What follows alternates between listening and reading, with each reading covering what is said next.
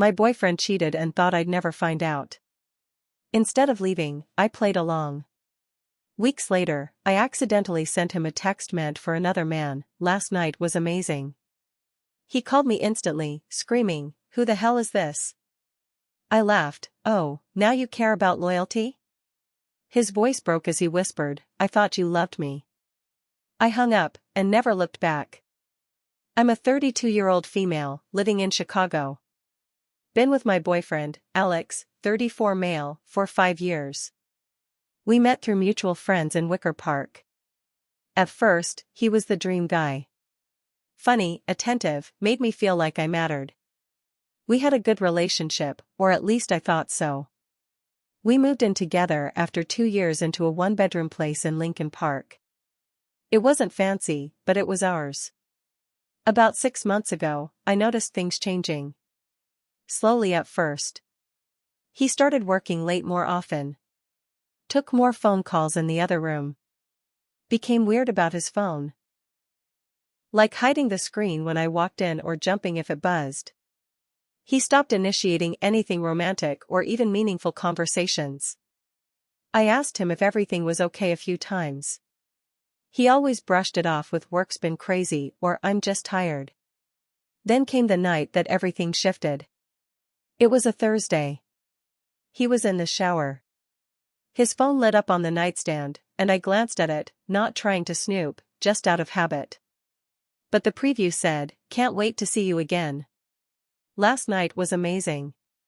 I froze. I sat there staring at the screen. My stomach dropped. I opened the thread. It wasn't just a single text. It was a full-on conversation with someone named Ava. From what I could tell, they had been meeting for at least a month. She was calling him baby. He was calling her my girl. They were meeting at nice places in the city, restaurants he used to take me to. I even saw a selfie of them in what looked like a hotel room mirror. He had his arm around her waist. She looked happy. So did he. I felt like I had been punched. I didn't cry. I didn't scream. I just sat there with the phone in my hand like it wasn't real. Like I was watching someone else's life crash. When he came out of the shower, I acted normal. I handed him his phone like nothing happened. He smiled, kissed my forehead, and started making dinner. I stood there, watching him dice onions like everything was fine. That was the moment I decided I wasn't going to confront him. Not yet. I was going to wait. Watch. Learn everything. Over the next few weeks, I became the most polite detective. I didn't touch his phone again, I didn't need to. I paid attention to his excuses, the places he said he was going, how he acted afterward. One Friday, he told me he was going to an office happy hour. I tracked our shared credit card account. That same night, there was a charge at RPM Steak. We'd gone there for our last anniversary. I checked his location on Find My iPhone. He'd left it on ages ago and forgot. He was in River North. Not his office. Not even close. That same night, he came home around midnight, said his boss got too drunk and made things awkward. He smelled like hotel soap, not like whiskey. I started writing it all down. Dates. Lies. Places. I even started going out more myself, seeing friends, pretending everything was fine. He didn't notice. Honestly, I think he was relieved that I stopped asking questions. I told my best friend, Mia. She wanted me to confront him, maybe even blow it up. But I wasn't ready. I wasn't done collecting receipts. I didn't want him to deny it. I didn't want to give him the chance to twist it. Then Mia gave me an idea. She said, if he thinks he can do whatever he wants without consequences, make him feel what you're feeling. I wasn't sure what she meant at first. But then it hit me. A few days later, I created a fake contact in my phone. Named it Jake. Started sending myself texts, replying to them like they were real.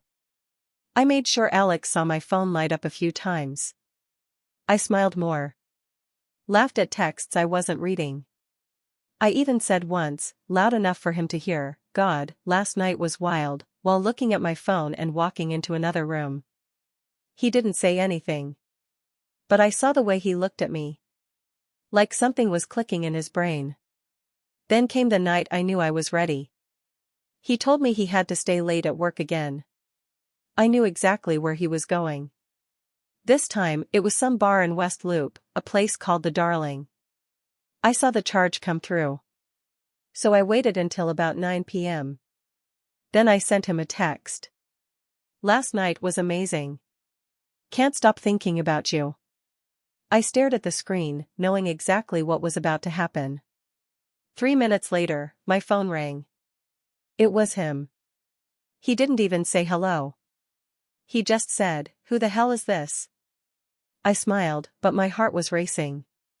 I said, "Oh, now you care about loyalty?" Silence.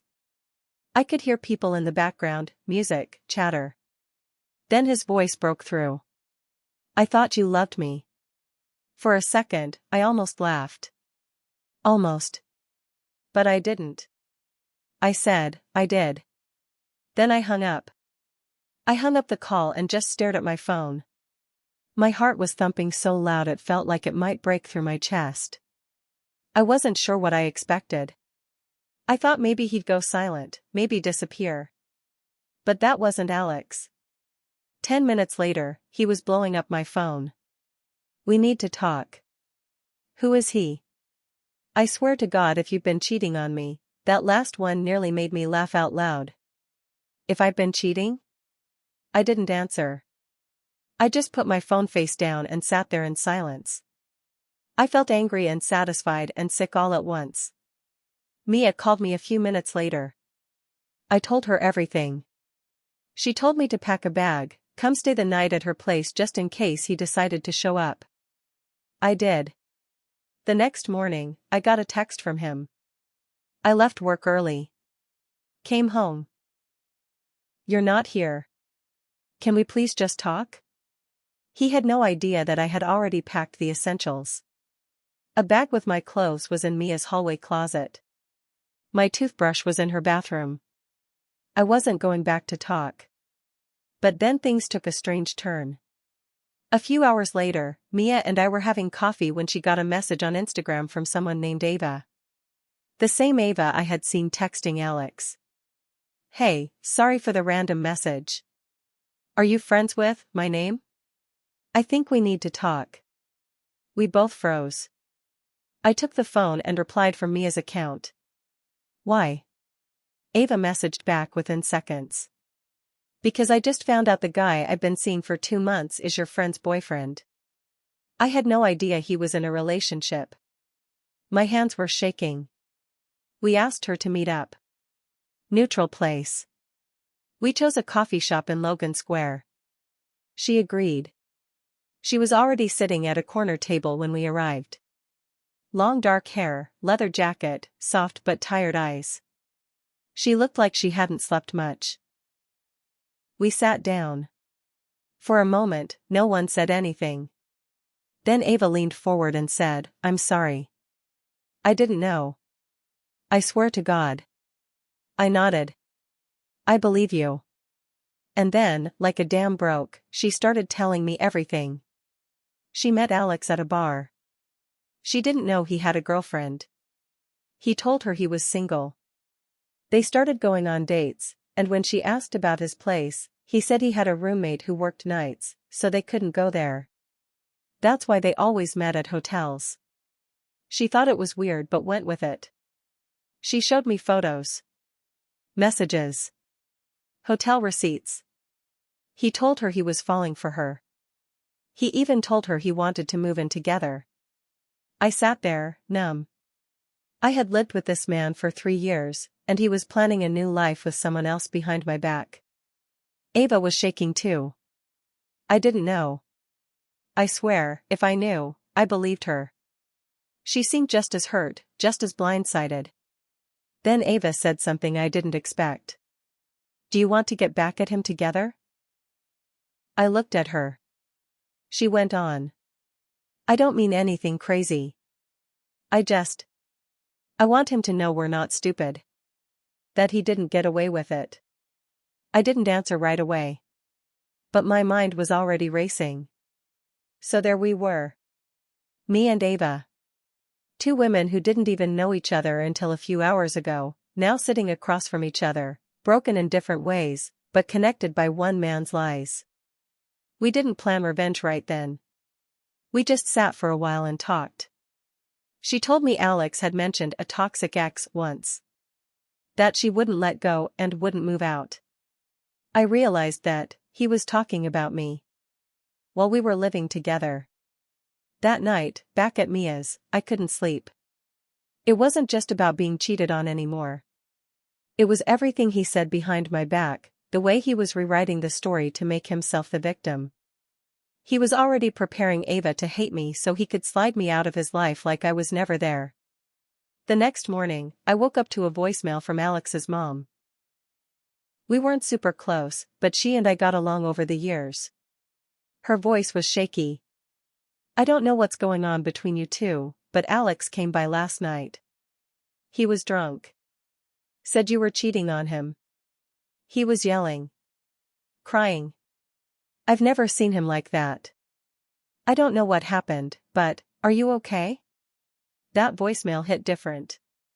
Not because I cared what Alex thought anymore. But because he was flipping the whole story. Trying to get ahead of it. I decided right then, I wasn't going to let him rewrite history. So I did something bold. I posted everything on Facebook. Not in a messy, dramatic way. I kept it short, honest, and cold. After 5 years together, I found out Alex had been seeing someone else for over a month. He told her I was just a crazy ex. He told me he was working late. We both believed him. We both trusted him. That ends today. I didn't tag him. I didn't mention Ava. But people knew. Our mutual friends saw it. His coworkers saw it. His mom saw it. He texted me within 15 minutes. You made me look like a monster. I didn't reply. But the real twist came 2 days later. Ava called me in a panic. You're not gonna believe this, she said. I got another message. From someone named Becca. Another woman. Becca said she'd also been seeing Alex. For 6 months. On and off. He told her he wasn't ready for a relationship because he was getting over a breakup. She thought she was helping him heal. Now I was just numb. I asked Ava to forward me the messages. There it was. Another set of babe texts. Another string of hotel bookings. Another list of lies. That made 3 of us. We decided to meet Becca the next day. At the same coffee shop. She looked like someone who'd been through it before. Sharp eyes, quiet voice, didn't flinch when she showed us screenshots of texts that looked like copy-paste versions of what Ava and I had gotten. Same lines. Same words. Different woman. Becca looked at me and Ava and said, I think there are more of us. I thought she was being dramatic, but she wasn't wrong.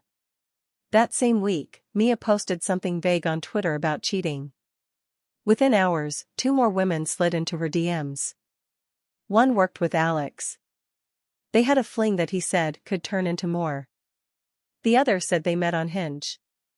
He claimed to be single. I felt like I was living in a Netflix series. But this was real. Every message. Every lie.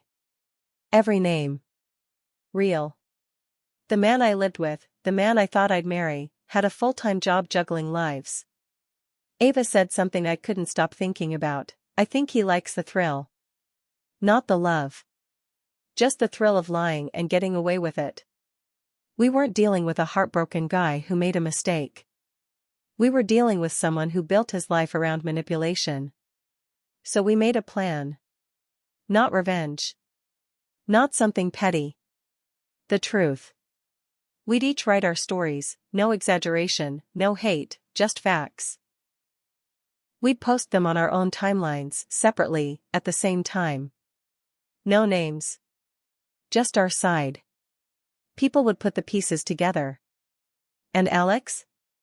He'd be left to explain how 5 women, living in the same city, in the same year, were all imagining things. We picked a date. Then something happened I didn't expect. Alex showed up at Mia's door. He knocked. Loud. 3 times. Mia looked at me. I looked at her. She didn't have to ask, I nodded. She opened the door. There he was. Alex. Hair messy, face pale, eyes bloodshot. He looked like he hadn't slept. Maybe he hadn't. Can we talk? He said, looking past Mia and straight at me. No, she said before I could open my mouth. But I stepped forward. It's fine. Mia moved aside. He came in. Didn't sit. Just stood there in the middle of the living room, looking like he'd walked into a courtroom. I know what you're doing, he said. The posts. The messages. You're trying to ruin my life. I blinked. Laughed under my breath. I'm ruining your life? You don't understand, he started. No, I do. We all do, I said. Ava, Becca, the others. We understand perfectly. He froze. You think you're the only one who knows how to lie, I said. You think just because we loved you, we'd never question you. That you could feed us all your recycled bullshit and we'd keep believing. He didn't respond. So I kept going.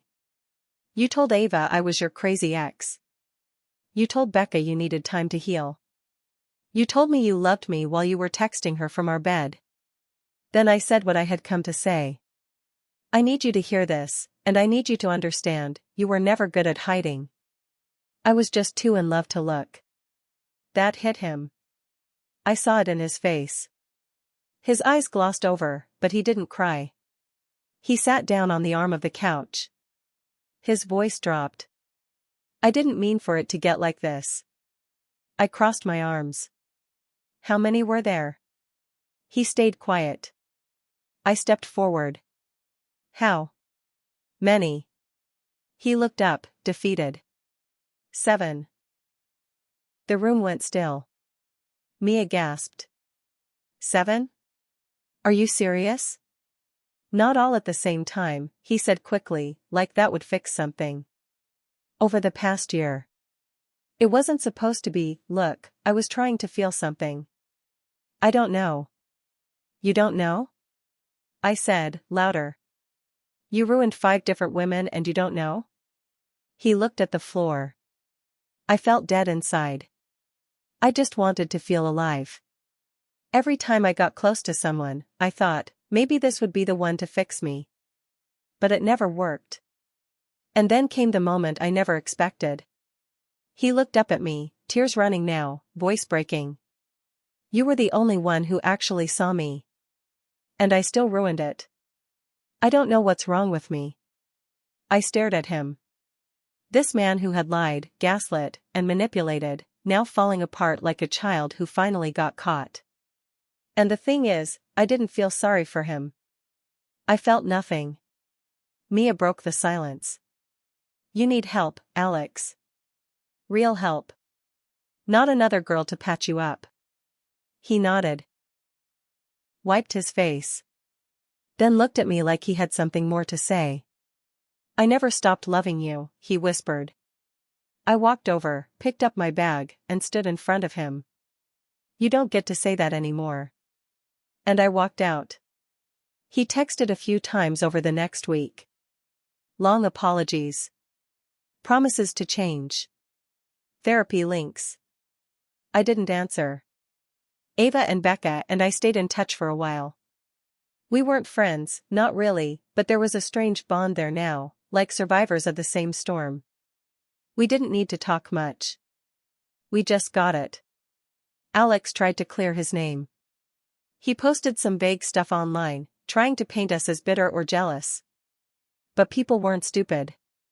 Word got around. His coworkers started distancing themselves.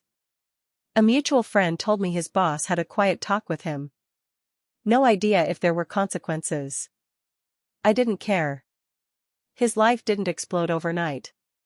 But the cracks were showing. As for me, I moved out for good.